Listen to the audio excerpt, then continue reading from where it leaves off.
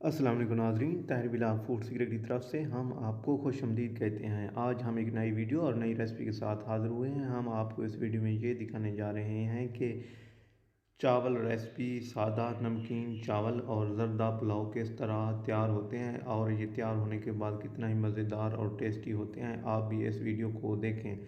अगर आप ये रेसिपी सादा चावल नमकीन ज़रदा पुलाव अपने ही घर में तैयार करना चाहते हैं तो मेरे इस वीडियो को गौर से देखें ताकि आप भी ये टेस्टी और मज़ेदार चावल अपने घर में तैयार कर सकें। अगर आपको ये वीडियो पसंद आए तो मेहरबानी करके मेरे channel Tahir Bilal food secret को सब्सक्राइब करें, लाइक करें और दोस्तों तक शेयर करें ताकि हम आपको इस तरह की वीडियो फराहम करते रहें।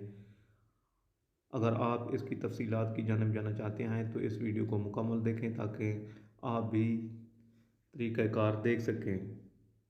अगर इनकी तफसीलात पढ़ना चाहते हैं तो मैंने डिस्क्रिप्शन में इसकी तफसीलात दे रखी हैं, उस पर क्लिक करने से ताहिर बिलाल फूड सीक्रेट के डिस्क्रिप्शन पर क्लिक करने से आप इस मुकम्मल प्रोसेस देख सकते हैं और अपने घर में ये रेसिपी तैयार कर सकते हैं। Thanks for watching.